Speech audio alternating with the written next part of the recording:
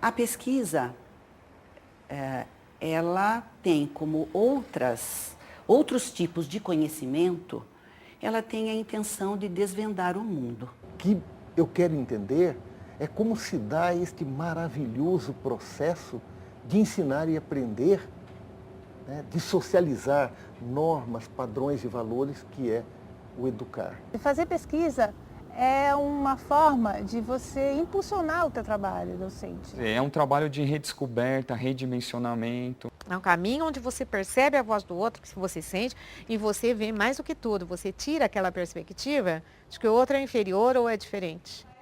No programa de hoje, vamos conhecer as modalidades de pesquisa em educação. Cada modalidade de pesquisa tem como característica um certo método de trabalho. A professora Belmira Bueno, da Faculdade de Educação da USP, é a nossa convidada.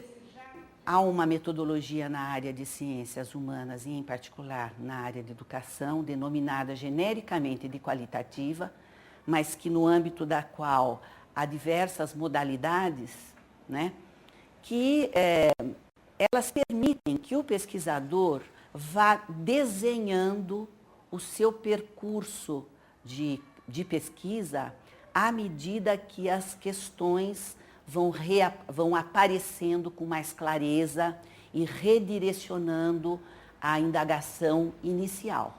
Pesquisa qualitativa é a mais comum na educação. Isso não quer dizer que nunca aconteçam pesquisas quantitativas. Quando as nossas perguntas exigem que eu me dirija ou que eu trabalhe com um universo reduzido, numericamente, populacionalmente, digamos assim, então eu me valho de uma pesquisa qualitativa. Por quê? Porque a pesquisa qualitativa vai me permitir essa aproximação com os sujeitos, que a quantitativa não me permite.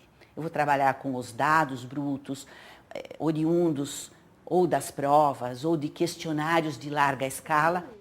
Para iniciar qualquer tipo de pesquisa, o pesquisador geralmente faz uma revisão bibliográfica. Dentro da profusão de pesquisas que há hoje, às vezes há surpresas, né? Alguém está fazendo aqui o que outros estão fazendo logo ali.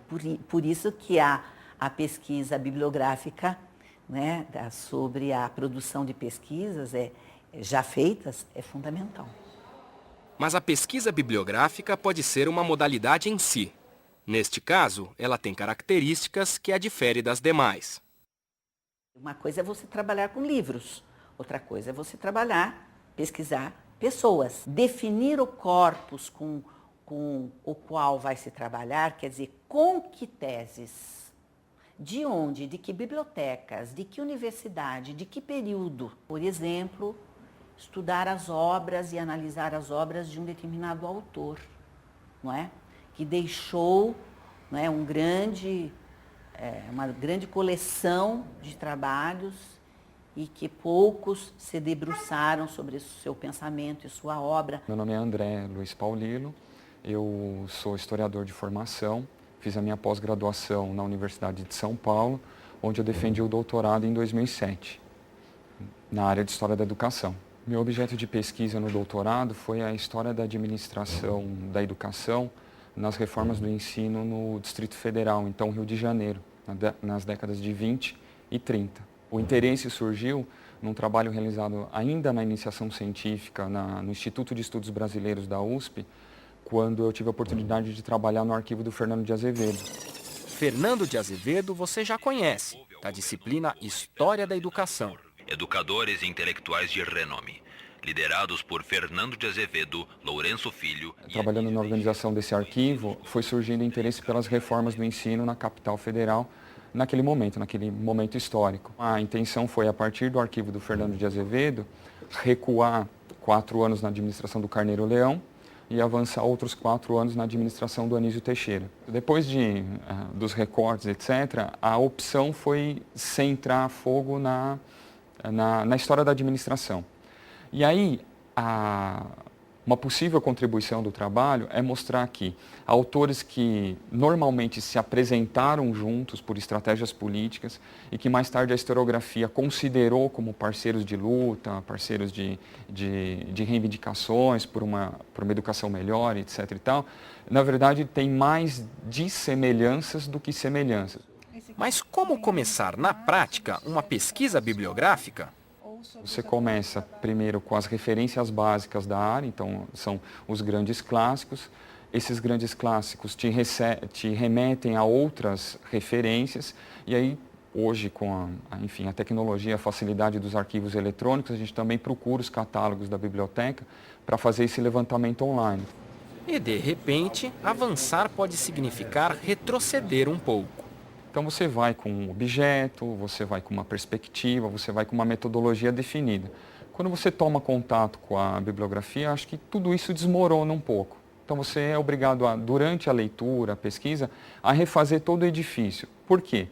Porque muitas das coisas que você acha que é um caminho seguro, outros pesquisadores já tentaram e vetam um caminho, porque tem algumas dificuldades ou é um caminho que não leva a nenhuma conclusão. Bem, se é possível uma pesquisa estritamente bibliográfica, por que não uma documental?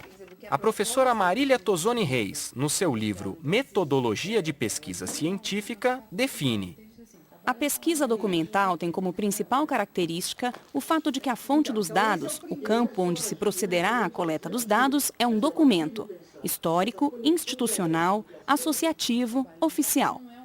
De São Caetano, fomos para a Universidade Estadual de Campinas.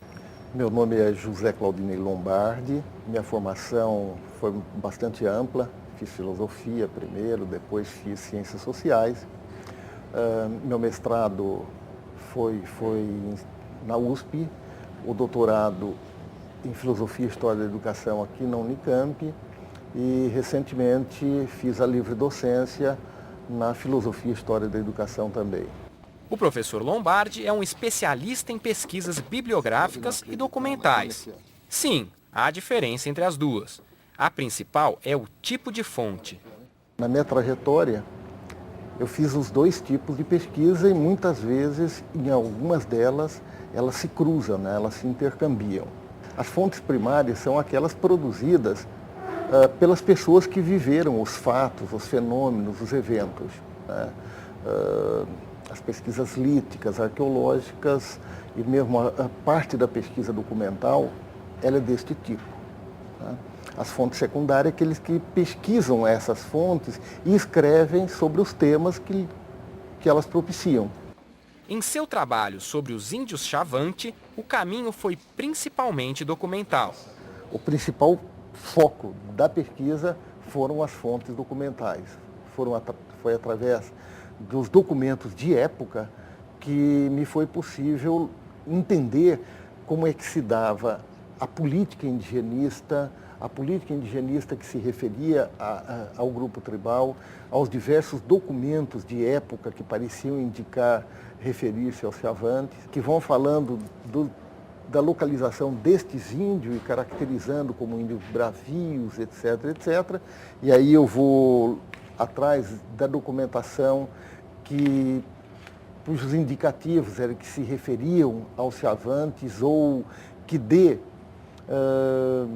a ideia de como era a vida, a existência do grupo indígena nos mais diferentes momentos da vida tribal. E a metodologia da pesquisa documental? A metodologia foi, primeiro passo foi estar delimitando, né, porque você vê que o arco de possíveis objetos de pesquisa é muito grande, muito, né? Então, incidiu sobre o que se referia à política indigenista, o que me permitia caracterizar bem como foi a política e a prática indigenista no período, então, portanto, documentos referentes a isto e ou referentes aos Xavantes ou, né, que dava a entender que referia-se a este grupo tribal. Então, aí foi o recorte. E aí foi o trabalho não só de garimpagem do documento, mas de leitura e fichamento, né? Aí é a metodologia mesmo usual de quem trabalha com fonte documental, que é a leitura, né, o fichamento dos documentos e a transcrição das partes que efetivamente incidiam sobre o objeto da investigação. De Campinas, fomos para Santos. Meu nome é Maria Amélia Santoro Franco, sou pedagoga e sou doutora em educação pela Universidade de São Paulo. E hoje trabalho como pesquisadora na Universidade Católica de Santos, onde eu desenvolvo um projeto financiado pelo CNPq, que é o Observatório da Prática Docente. É um espaço de pesquisa onde eu procuro integrar os professores da rede com o conhecimento e a análise da universidade. Então, eu procuro trabalhar na articulação as escolas públicas da rede e a universidade. Esse é um dos princípios da pesquisação. Pesquisação? Melhor pedir explicação para a professora Belmira antes de continuar. O pesquisador vai desenvolver um projeto em parceria com alunos e professores, claro que os responsáveis são os professores, diretores, enfim, os profissionais daquela unidade escolar, visando uma intervenção. Ou seja, eles vão planejar um modo de atuar diferente naquela escola, com um foco bem definido, mas eles, pesquisadores, estão ali, então, atuando e pesquisando. Para ficar ainda mais claro, vamos ver o que a professora Marília Tozoni Reis escreveu sobre pesquisa-ação no texto Metodologia de Pesquisa Científica. Aqui os participantes deixam de ser objetos de estudo para serem pesquisadores, produtores de conhecimentos sobre sua própria realidade. O sujeito que vive a realidade socioambiental em estudo é, portanto, um sujeito parceiro das investigações definidas participativamente ou ainda um pesquisador comunitário que constrói e produz conhecimentos sobre essa realidade em parceria com aquele que seria identificado numa outra modalidade de pesquisa como pesquisador acadêmico. Vimos alguns exemplos de pesquisador parceiro no programa passado, na pesquisa-ação do educador Pedro Ganzelli. O professor, os professores participantes da pesquisa, a gente chama sempre de professor pesquisador, né? E ele está pesquisando a própria prática e está aprendendo também a sistematizar dados da sua realidade. Fazer disso uma prática, né? Se possível, todos estarem dialogando com as crianças para... Antes, os professores faziam trabalhos de forma mais isolada. Atualmente, nós conseguimos ter várias reuniões de integração entre áreas, reuniões por disciplina. Voltando ao trabalho da professora Maria Amélia. Aqui, a pesquisação é um pouco diferente. Ela reúne um grupo que estuda as dificuldades dos professores em sala de aula. É um espaço aberto para os voluntários, eu disponibilizo. Então, daqui a pouco chega 1, chega 2, chega 10, né, que fala assim, nós viemos em grupo. Aí o que eu resolvo fazer? Eu resolvo fazer encontros semanais desses coordenadores na universidade. Fico um ano trabalhando com eles.